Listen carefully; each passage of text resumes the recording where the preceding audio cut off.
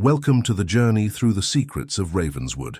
Dear listeners, prepare to enter an era where honor and dignity were currencies more valuable than gold, where whispers in tea salons could destroy reputations, and where true love needed to bloom among the ruins of mistrust.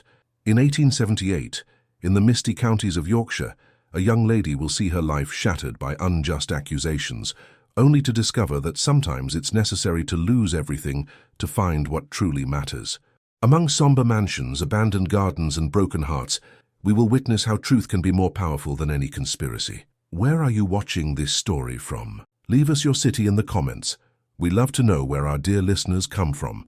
And don't forget, if you appreciate narratives that touch the soul, leave your like and subscribe to the channel for more stories that traverse time. Year 1878, Thornwick County, Yorkshire, England. The Victorian mirror reflected a young woman who no longer recognized herself. Lady Charlotte Ashford adjusted for the last time her mother's pearl necklace, knowing it would be the final occasion she would wear it as a respectable lady of society. The October rain drummed against the windows of Ashford Manor, like tears she had chosen not to shed. At 19 years old, Charlotte had learned that reputation was like fine crystal. Once broken, it never regained the same brilliance. The fraud accusations weighing upon her name were unjust, but in the Victorian world, injustice weighed less than appearances. Her pale fingers slid over the mirror's surface, touching the reflection as if she could caress the girl she had been just weeks ago. The aroma of roses from the garden entered through the half-open window, carrying with it memories of times when her name was pronounced with reverence in London salons. The door opened silently, and Martha, her companion since childhood, entered carrying a sealed letter.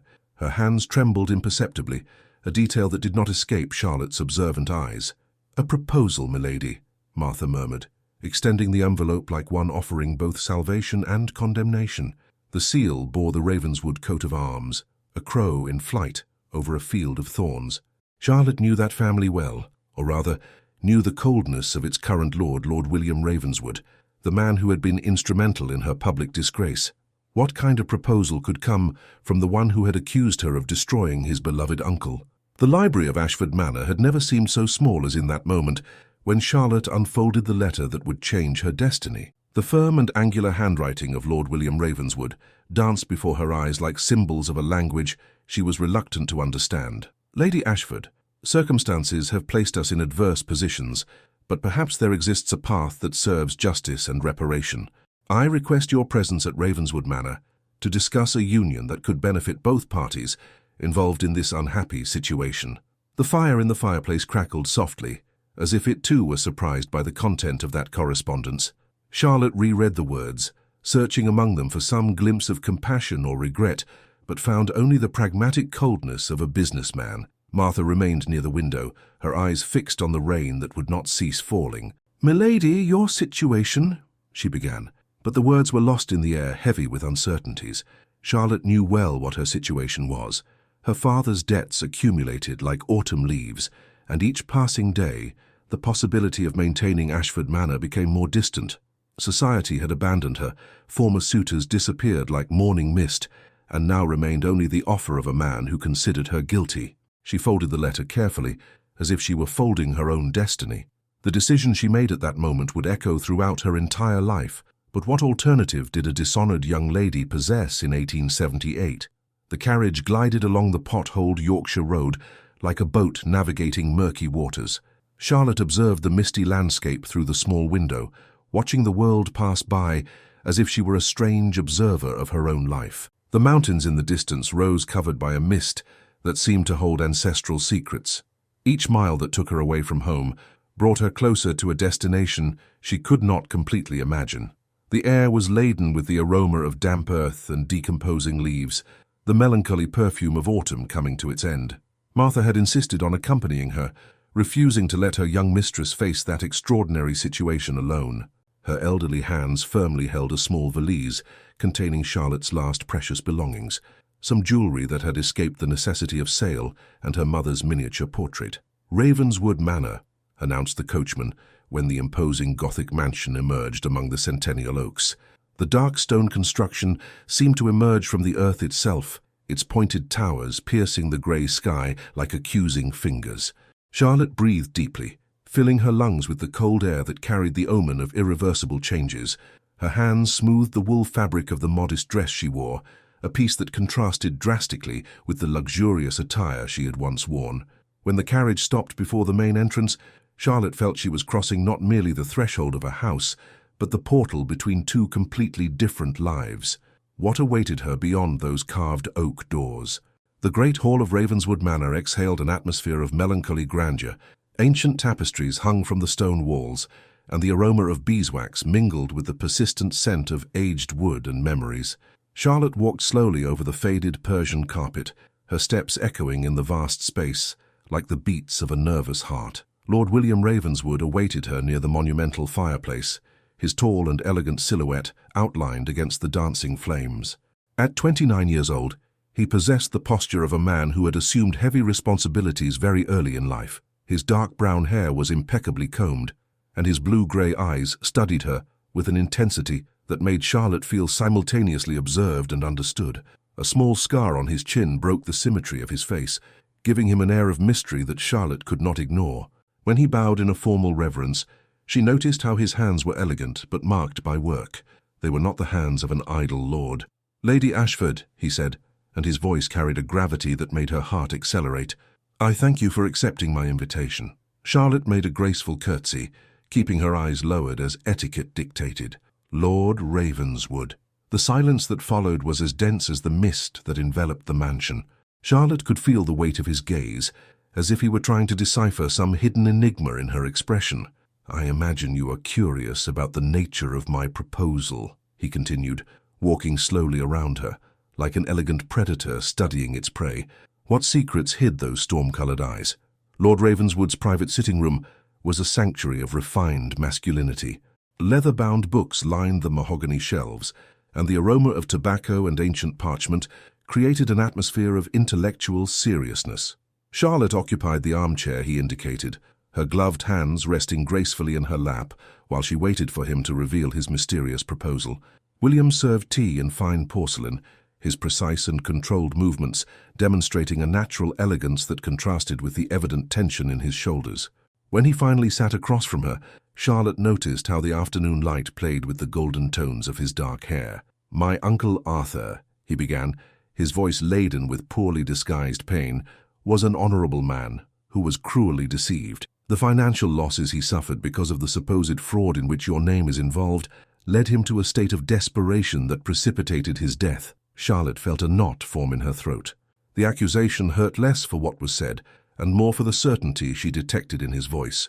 "However," William continued, his eyes fixed on her with disturbing intensity, "I discovered that justice cannot always be obtained through the courts. Sometimes it is necessary to seek alternative methods of reparation." He leaned slightly forward, and Charlotte could sense the subtle aroma of cologne mixed with something distinctly masculine that made her heart race. "I propose a marriage, Lady Ashford, a union that would serve both as reparation for the damages caused and as an opportunity for the truth to be revealed." The teacup trembled imperceptibly in Charlotte's hands. What kind of man proposed marriage as a form of revenge? The afternoon at Ravenswood Manor stretched like an eternity suspended in time. Charlotte watched William walk to the mahogany desk and withdraw an elegantly drafted document, the matrimonial contract that would seal her destiny. "The terms are specific," he said, his voice maintaining that formality that created an unbridgeable distance between them. "You will have 6 months to prove your innocence in the fraud accusations. During that period you will live here as my wife in name, but with separate accommodations." Charlotte listened to each word as if they were raindrops hitting against the window, each one distinct, but together, forming a symphony of uncertainty. Her fingers played nervously with the lace of her handkerchief, a habit she had developed as a child, and that returned always in moments of great tension. "And if I cannot prove my innocence?" she asked, surprising herself with the firmness of her own voice. William's blue-grey eyes met hers for the first time since he had begun explaining the terms. For a fleeting moment, Charlotte thought she saw something beyond the calculating coldness, perhaps regret, perhaps uncertainty. "Then you will lose any right to the properties that still remain of your family, and this marriage will be annulled," he replied, but his voice sounded less convincing than before. The fire in the fireplace crackled, filling the silence that settled between them. Charlotte could feel the weight of centuries in that room, the decisions that had been made by generations of Ravenswoods, the lives that had been molded between those stone walls. What real choice did a young woman without fortune or reputation possess? The pen in her hands weighed as if it were forged of lead. Charlotte observed the dark ink form the letters of her name in the document that would transform her from Lady Charlotte Ashford to Lady Charlotte Ravenswood, at least for 6 months. William remained standing beside the fireplace, his posture erect, but the muscles of his shoulders visibly tense. He had loosened his tie slightly, a small sign of discomfort that Charlotte noticed with sharp perception. That surprised her. When she finished signing, the sound of the pen being deposited in the inkwell echoed in the silence like a church bell marking a solemn moment. William approached the table and, without hesitation, added his elegant signature to the document. "It is done," he murmured, but his words carried more weight than a simple confirmation. Charlotte rose gracefully, smoothing the pleats of her dress in an automatic gesture that Martha always said demonstrated nervousness. For a moment, she and William remained face to face, separated by only a few feet of distance, but it was as if an unbridgeable abyss extended between them. "Mrs. Fairweather, the housekeeper, will conduct you to your chambers," he said, avoiding meeting her eyes. "Dinner will be served at 8. I hope you feel comfortable here." The last phrase was pronounced with a softness that contrasted with the previous formality, and Charlotte felt something stirring in her chest, something dangerously similar to hope. But would it be prudent to place hope in a man who considered her a criminal? The room that Mrs. Fairweather showed her was a charming combination of elegance and feminine comfort. Wallpaper in tones of pale pink and gold decorated the walls, and peach-colored silk curtains filtered the evening light, creating a golden atmosphere that immediately warmed Charlotte's heart. A 4-poster bed of carved oak dominated the space, covered with hand-embroidered linen quilts that exhaled the subtle aroma of lavender. Charlotte ran her fingers over the soft fabric, imagining the women who had slept in that bed before her, mothers, wives, daughters of the Ravenswood lineage. "These were the chambers of Lady Margaret, Lord William's mother," explained Mrs. Fairweather, a middle-aged woman with greying hair arranged in an impeccable chignon, and kind eyes that observed Charlotte with maternal curiosity. "She was a lady of great refinement, just like yourself, miss." Charlotte approached the window that offered a dazzling view of the Ravenswood gardens. Even in the melancholy of late October, the gardens maintained an austere beauty that touched something deep in her soul. Flowerless rose bushes created elegant geometric patterns, and a stone fountain in the center reflected the grey sky like a melancholy mirror. "The gardens were Lady Margaret's pride," continued Mrs. Fairweather, joining her at the window. "Lord William never modified them since the accident that took her." The housekeeper stopped abruptly, as if she had revealed more than she intended. Charlotte felt a pang of curiosity about the family, whose name she now carried even if temporarily. What secrets did those silent gardens guard? The dining room of Ravenswood Manor impressed with the melancholy grandeur of its decoration.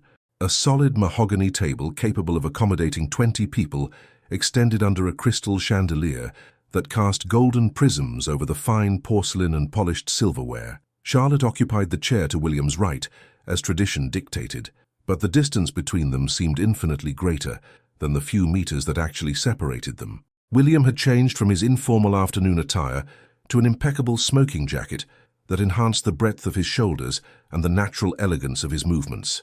His brown hair was combed back, revealing the high forehead that gave nobility to his countenance, and the scar on his chin seemed more pronounced under the candlelight. The first course was served in silence by servants who moved with the precision of a choreographed dance. Charlotte observed William's hands holding the cutlery with natural elegance, and noticed how he cut the meat with economical and precise movements, each gesture revealing a man accustomed to control. "Your mother's gardens must have been magnificent in spring," she commented. Gently breaking the silence that threatened to become oppressive, William raised his eyes to her, and for a moment Charlotte saw a fleeting vulnerability cross his gaze. "Yes," he replied simply, but the tone of his voice carried volumes of contained emotion. "She used to say that a garden was like a soul. It needed to be cared for with patience to reveal its true beauty." The words hung suspended in the air between them, laden with meanings that neither dared to explore. Could it be possible that behind that facade of coldness existed a man capable of poetry? The Ravenswood Library was a sanctuary that invited silent contemplation. Charlotte discovered this refuge on the second morning of her stay, when the morning mist still enveloped the gardens, and the rest of the mansion slept in respectful silence. Tall shelves rose to the vaulted ceiling, filled with leather-bound volumes that exhaled the comforting aroma of wisdom accumulated through the centuries. A sliding wooden ladder allowed access to the highest books, and Charlotte could not resist the temptation to explore it, feeling like a child discovering a secret treasure. It was when pulling a volume of romantic poetry that she discovered a small hidden compartment behind the bookshelf. Her fingers touched something that was neither wood nor book. It was paper, a letter carefully folded and forgotten in that improvised hiding place. With her heart racing, Charlotte unfolded the paper yellowed by time. It was a letter written in the same elegant handwriting as William's, but in a younger and less controlled version. "Dear Uncle Arthur, the circumstances of my parents' death still torment me. Why can I not remember the details of that night? Why do I feel there is something important you have not told me about the accident? I trust you more than anyone else in this world, but I need the truth, however painful it may be." The letter was not dated, but the quality of the paper and the tone of the writing suggested it had been written many years ago. Charlotte refolded it carefully, but her mind seethed with questions. What secrets about the death of William's parents still remained hidden? The November afternoon had brought an unexpected truce in Yorkshire's typical autumn melancholy. Charlotte took advantage of the moment of sunshine to explore the gardens that had so captured her imagination from her chamber window. Wrapped in a soft wool shawl, she walked slowly along the stone paths, observing how the last flowers of the season valiantly resisted the imminent cold. It was near the stone fountain that she found William. He was kneeling before a rosebed, his gloved hands delicately tending to the bushes that appeared dry and lifeless. His movements were surprisingly tender for someone whose presence habitually radiated authority and control. "They can still bloom in spring," he said without raising his eyes, as if he instinctively knew she was there. "My mother always said that plants, like people, sometimes need to pass through periods of apparent death to be reborn stronger." Charlotte approached cautiously, observing how he removed dead leaves with almost reverential care. "Do you personally tend to the gardens?" "Since she left," he replied, finally standing and meeting her eyes. "The gardeners do the heavy work, but these were her favorites. I don't trust anyone else to care for them properly." The November wind played with a rebellious strand of Charlotte's hair, and she noticed how William's eyes followed the movement with attention that made her heart accelerate. Could it be possible that beneath that exterior coldness existed a man capable of such devotion? The November storm arrived without warning, transforming the night into a dramatic spectacle of wind and rain that lashed the windows of Ravenswood Manor. Charlotte was in the library, reading near the fire when the first thunder echoed through the corridors like voices of ancestral ghosts. It was then that William appeared in the doorway, his hair slightly disheveled and an expression of urgency she had never seen before. He carried a dark wooden box that he deposited carefully on the central table. "There is something I need to show you," he said, his voice laden with an intensity that made Charlotte immediately drop her book. "Something I found among my Uncle Arthur's personal belongings." With slightly trembling hands, William opened the box, revealing a collection of documents, letters, and a small diary bound in brown leather. The aroma of ancient paper rose from the box like materialized memories. "Arthur kept detailed records of all his financial transactions," William explained, removing the diary. "But he also kept this." He opened the diary to a page marked with a faded red ribbon. Charlotte leaned in to read and felt the air escape from her lungs. There, in Arthur Ravenswood's careful handwriting, was written, "Each day that passes, it becomes clearer that young Lady Ashford is innocent of the accusations that weigh upon her. The true culprit remains hidden, but left traces that will someday be discovered. May God forgive me for not having acted more quickly to clear her name." The thunder echoed again, but this time Charlotte barely noticed it. If Arthur knew of her innocence, why had William accused her publicly? The silence that followed the revelation was more deafening than any thunder. Charlotte remained motionless, her eyes fixed on the words that changed everything, while William visibly struggled with emotions that threatened to break his habitually controlled composure. "I didn't know," he finally murmured, his voice hoarse with contained emotion. "I found this diary only yesterday, hidden in a secret compartment of Arthur's desk. For months I believed you had destroyed the man I loved most in this world." Charlotte slowly raised her eyes to meet his. What she saw there surprised her deeply. There was no longer the calculating coldness nor the unshakable certainty. In their place there was guilt, confusion, and something that could be the beginning of devastating regret. The evidence against you was convincing, he continued, running his hand through his hair in a demonstration of frustration that revealed his humanity. Documents with your signature, transaction records. I wanted so badly for someone to pay for Arthur's death that I didn't look beyond appearances. The storm outside seemed to be calming, but Charlotte felt that another storm, one of emotions and revelations, was just beginning. She rose slowly, walking to the window where raindrops still slid down the glass like crystalline tears. "And now?" she asked, her voice surprisingly firm. "Now that you know you ruined the reputation of an innocent woman, what plans do you have, Lord Ravenswood?" William approached, stopping just a few steps from her, so close that Charlotte could feel the warmth of his presence. How does one make justice when the truth comes too late? Peritu, 6 months later, May 1879. The gardens of Ravenswood Manor had awakened from their winter slumber in an explosion of colours that took one's breath away. Charlotte walked slowly along the paths she now knew by heart, her hand resting lightly on her belly where a new life grew, tangible symbol of the transformation that had occurred not only in the gardens, but in their hearts. Lady Margaret's favourite roses were in full bloom, their pink and white petals dancing in the warm spring breeze.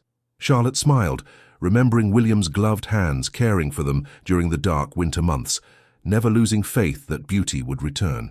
The investigation that followed the discovery of Arthur's diary had revealed the complete truth about the conspiracy that had nearly destroyed her life. Reginald Hartwell, Arthur's trusted accountant, had forged documents and used Charlotte's name to hide his own crimes. His arrest and public confession had completely restored her reputation, but the true prize had been much more precious. William appeared at the end of the path, elegant in his morning attire, but with a smile that completely transformed his once severe expression. In his hands, he carried a small package wrapped in tissue paper. "For the future mother," he said, depositing a tender kiss on her forehead before offering the gift, "and to celebrate our first true marriage in a week's time." Charlotte carefully unwrapped the paper, revealing a small rose-shaped brooch set with diamonds and rubies that captured the sunlight like promises of happiness. "William," she murmured, delicately touching the jewel. "It's perfect." He took her hands in his, looking into her eyes with an intensity that now was born of love, not mistrust. "We are perfect," he corrected gently. "Imperfect separately, but perfect together." The spring breeze carried the aroma of blooming roses, enveloping them in a fragrance that spoke of new beginnings, second chances, and the extraordinary human capacity to transform pain into joy, suspicion into trust, and solitude into eternal love. In the distance, the bells of the Ravenswood family chapel began to ring, as if celebrating not only the arrival of spring, but the arrival of a new era for the ancient lineage. Sometimes, Charlotte murmured to herself, while observing the flowers that were reborn after the harshest winter, sometimes it's necessary to lose everything to discover what is truly worth having.